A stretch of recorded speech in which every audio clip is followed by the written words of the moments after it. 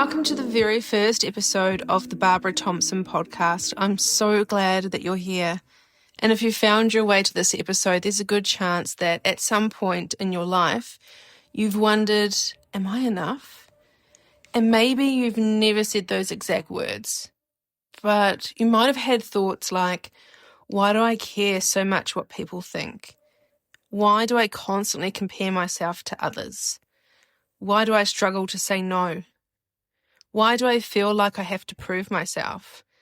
Why do I keep ending up in relationships where I don't feel valued?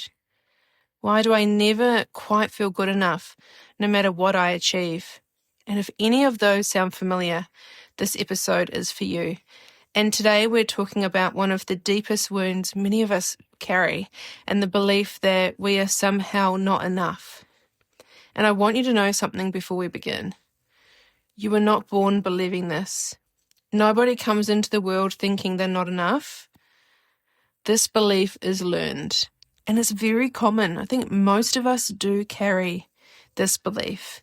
And because it's learned, it can also be unlearned. When people come to see me for therapy, they really walk in through the door saying, Barbs, I have a core belief, and it's I'm not good enough or I'm not enough. I very rarely hear that. What I hear is my clients coming in and saying to me, Barbs, I have anxiety, I'm overthinking, I'm a perfectionist, I have relationship struggles, I people please, I have a fear of rejection, I have a fear of failure, I have a fear of being judged, I don't want to be seen, I'm really fearful of that. And underneath all of these can often be the same message. If I was enough, I wouldn't have to work this hard. If I was enough, people would choose me. And if I was enough, I wouldn't have been treated that way. The painful part is that many of us spend years and years and years trying to fix ourselves without ever realizing that we're not broken in the first place. And a lot of us are carrying a belief that just doesn't belong to us. So you may be saying, okay, well, where does this belief come from? And there isn't usually one moment. I really think it's often a collection of experiences that we've had. And maybe you grew up in a home where love felt conditional. You got praise when you were achieved. You got attention when you performed. You got approval when you behaved. You're a good boy or a good girl. And somewhere along the way, your young mind learned, I have to earn love. Maybe you felt different. Maybe you were bullied. Maybe you were rejected. Maybe your parents were emotionally unavailable. Maybe they were struggling with their own wounds. Maybe someone left you. Maybe someone stayed physically but wasn't emotionally present. Because when we're children, when we're young, we are meaning-making machines. So when difficult things happen to us as children, we don't think, oh, adults are complicated. You know what children think and what we thought when we were young? We think, it must be me. It's me. And so that's where the belief begins. Something must be wrong with me. I must not be enough. Can any of you resonate with that? Does any of this make sense so far? And many of us, when we are adults, we're still living from decisions that we made about ourselves when we were 7 or 8 or 9 years old. So think about that for a moment. A child version of you may still be running the show. The adult who can't say no, the adult who overthinks every text message, the adult who stays in unhealthy relationships, the adult who constantly seeks reassurance, the adult who pushes themselves to exhaustion, trying to prove their worth. The goal is not to judge these behaviors. The goal is to understand them, because the behavior always makes sense when we understand the story behind it. So the cost of carrying this belief that I'm not enough is absolutely exhausting. And if you carry this belief now, I'm sure that you're nodding your head as you're listening to this going, yes, Barbs, I've had enough.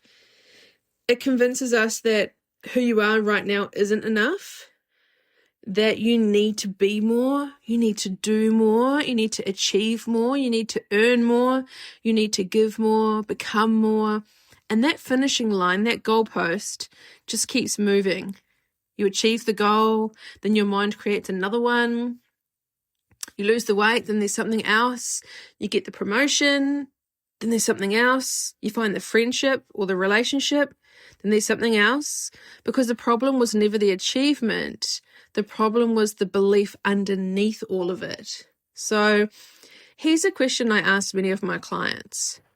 If you truly believed that you were enough, what would you change tomorrow? Would you set a boundary? Would you stop chasing someone's approval? Would you apply for that job? Would you leave the relationship? Would you speak up? Would you rest? Would you stop apologizing for taking up space? That's a really powerful question, because the reason why I ask this to most of my clients is it reveals how much of our lives are being influenced by this belief. It's a tricky little bugger. It kind of seeps and has its, claws around everything. And one of the greatest gifts of therapy, that when you go to therapy to work on this belief and to understand where it comes from, what it can do is offer is helping people understand where their beliefs came from. So we don't blame people, and so we don't stay stuck, but it's just so we can understand, because awareness is a choice. It creates choice. And when you can see the belief, you can stop automatically obeying it. We call it out. We start questioning it, and we start asking things like, is this actually true? Or is this something I've learned? Because when we heal from these beliefs are just like these, I always call them like computer programs running in the background of our lives. And if we don't know, if we aren't aware of them, they can really run havoc. And when we are aware of it, what we do is we create enough distance between us and the old story that no longer serves us, and then looking for the truth. So I like to be proactive on my podcast and give you guys some tools that you can take away. So I'm going to give you 3 things today that you can do moving forward. Some practical tools. So one of them is, I want you to start noticing the voice. We all have one. We're not crazy. You all have like an inner voice, an inner critic. It may whisper, it may yell at you, and it's quite normal that if I ask you to tune in to listen to it, you might be like, I don't have one, Barbs. That is okay. It is there. We just need to listen to it. So for the next week, I'd like you to start paying attention to your inner dialogue. And every time you hear things like, I'm going to give you a list.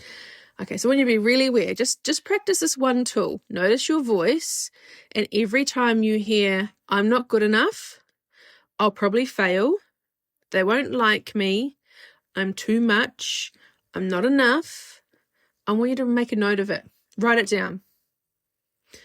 And sometimes you actually might say these out loud and not even realize it. You might say it out loud, or your inner dialogue will say it. So make a note of it. The second thing is I want you to ask yourself, whose voice is it?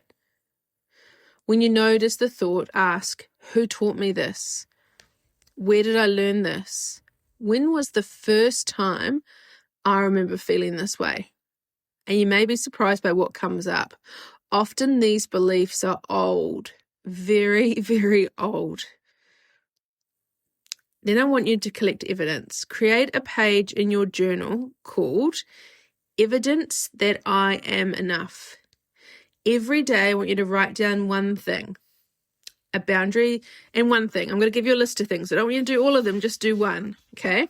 And it can be a boundary that you've set, a challenge that you faced, a kind thing that you did, a compliment you received, a moment that you showed courage. And your brain naturally looks for evidence of what's wrong. And what we're doing is we're teaching your brain to notice what's right, because our brain gets off. It loves to be negative. It thrives there. It protects us. It's a safe zone, but it doesn't do us any good. So that's what we're trying to override. So if no one has told you lately, I want you to hear this from me. The difficult experiences you've had may explain why you feel the way that you do, and they do not define your worth. Your worth is not determined by who stayed, who left, who chose you, who rejected you, how productive you are, how successful you are, or what anyone else thinks about you. Your worth has never been up for debate. The work isn't becoming enough. The work isn't remembering that you already are. They are the things that I want you to take away with you today. And if today's episode resonated with you at all, I want you to know that you don't have to navigate this alone. The I'm not enough wound is one of the most common things that I see in my counselling practice. And it can show up as people-pleasing, overthinking, anxiety, perfectionism, self-doubt, struggling with boundaries, staying in relationships that no longer serve you, or constantly seeking approval from others. And the good news is that these patterns can change. When we begin to understand where our beliefs come from, bring awareness to them, and learn new ways of relating to ourselves, we can start creating lasting change. And if you'd like support exploring your own core beliefs, understanding your patterns, and building a healthier relationship with yourself, I'm here. I want to help. You can find me at my private practice, which is called Self-Care Studio, where I offer individual counselling sessions. And it's both in person or online. And you can connect with me on Instagram, which is at Self-Care Studio, or you can visit my website, which is selfcarebybarbarathompson.com.au. Send me a message, send me a DM. I'd love to chat with you. And if you're not quite ready for counselling, that's okay too. Keep listening to this podcast. Keep getting curious. Keep noticing your patterns. Because remember, awareness is often the first step towards change. Thank you so much for joining me for my first episode of the Barbara Thompson Podcast. I like saying that. I'm going to get used to saying that. I truly appreciate you being here. And remember that you don't need to become more worthy, more successful, more productive, or more perfect to be enough. You already are. Until next time, please take good care of yourself. Be kind to yourself. And I look forward to seeing you on the next episode. Bye.